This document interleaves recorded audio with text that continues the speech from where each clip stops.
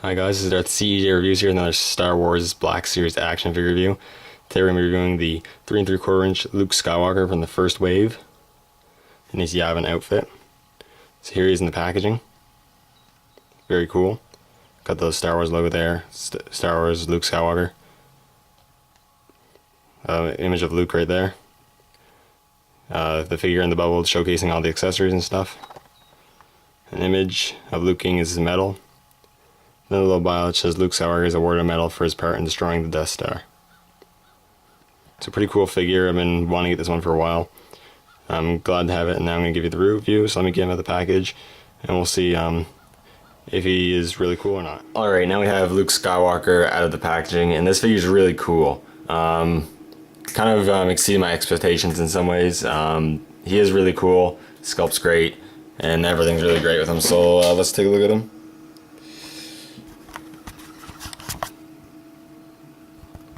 So, very cool. The head sculpt is really nice. Hair is sculpted really well and painted really well. I really like that. And the head face itself is sculpted fairly well. Has a decent likeness to Mark Hamill.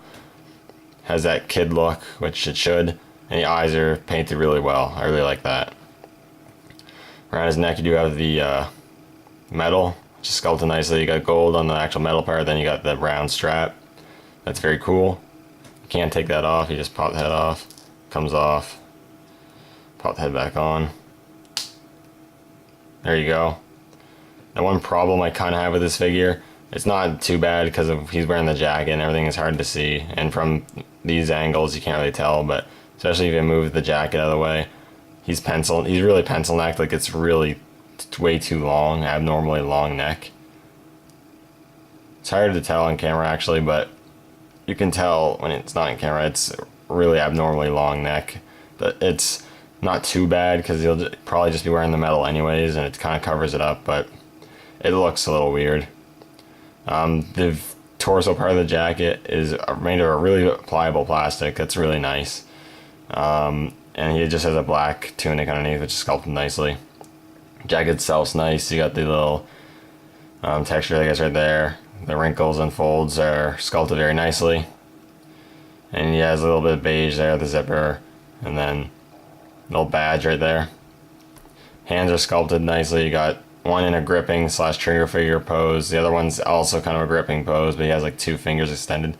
Kind of looks like he's using the force or something. That's really cool.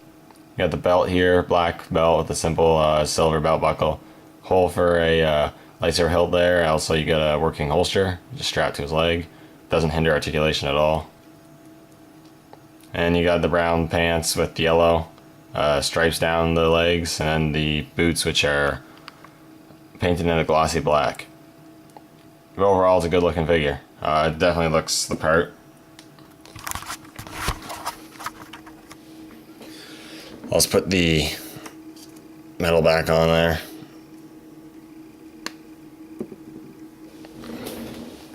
In terms of articulation, looks really good. He has a ball jointed neck, ball hinge shoulders, ball hinge elbows, which have really smooth movement. I really like that. Swivel with the wrist, swivel with the waist, swivel hips, ball hinge knees, and no articulation in the ankles, which some people might not like. That doesn't bother me too much because I'm not going to have him in any real dynamic poses anyways. He's just going to be kind of standing there. And his accessories comes with a few. Obviously he has the metal. Comes with the ignited lightsaber,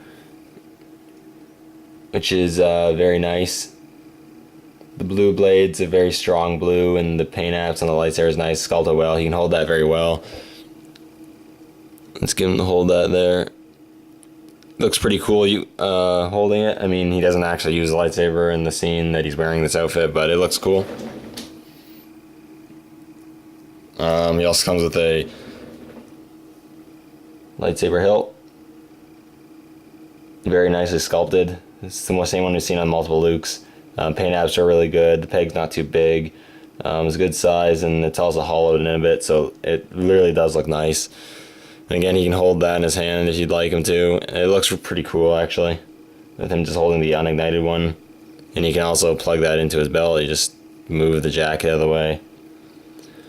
Plug that in. like so. Plugs in nice and tightly. Some people have sort of complained, I guess, that the jack, it kind of goes like that. That doesn't bother me, but I guess it's maybe a problem. I don't know. It doesn't bother me. I think it's fine. And last but not least, he also comes with the blaster pistol. The blaster pistol is actually quite nice. It's a different sculpt. I don't know if it's been used before. I don't have a pistol like this. It's very cool though. It's very like long, thin barrel. Looks really cool.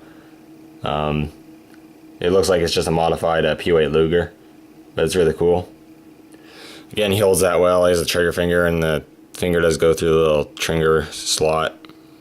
Trigger, yeah, like that. So you can hold it well. And then you can also holster it into the holster, and it fits in well. Overall, though, I think this is a great figure. I think it's one of the better figures of Wave 1. There wasn't too many amazing figures in there. I mean, they're all good, but they're all just kind of, in terms of the characters, mediocre at best. But this one's pretty good. It's a better version of the new one. The older one, I don't have the older one, but from what I've seen, this one's definitely better. It looks really good. I think if you want the definitive figure for a diorama, or you're just a fan of Luke like I am, I think this is a great one to get. But I think, I mean, if you don't care about getting all the Lukes, or you don't really need this Luke, then obviously pass on it. But I think it's a good figure. I definitely recommend getting it. Anyways, thank you guys for watching this review, and may the Force be with you all.